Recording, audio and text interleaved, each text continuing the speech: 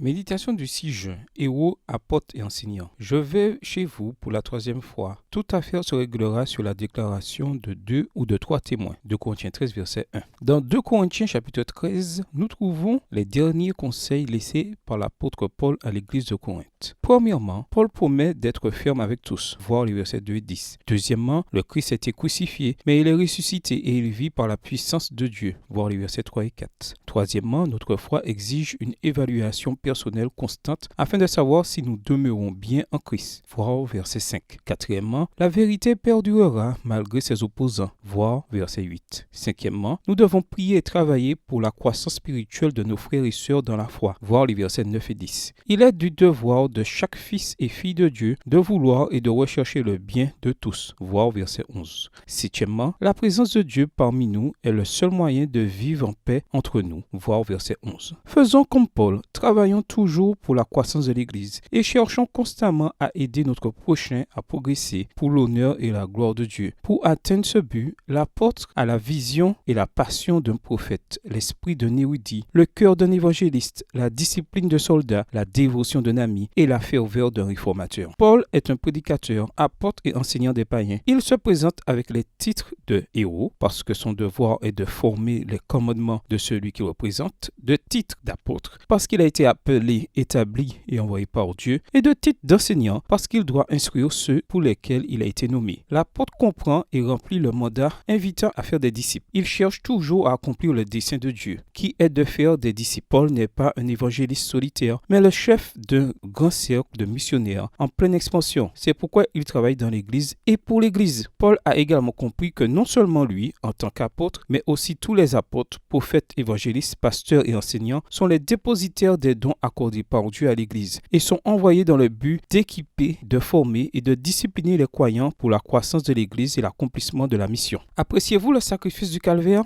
au point de tout subordonner au salut des âmes? Le désir ardent de sauver les pécheurs qui caractérisa la vie du Sauveur devrait caractériser aussi celle de ses vrais disciples. Le chrétien ne désire pas vivre pour lui-même. Il se consacre corps et bien au service du Maître. Il est animé du désir inexprimable de lui gagner des âmes. Témoignage pour l'Église, volume 3, chapitre 62, page 409. Bonne journée à vous et que le Seigneur vous bénisse.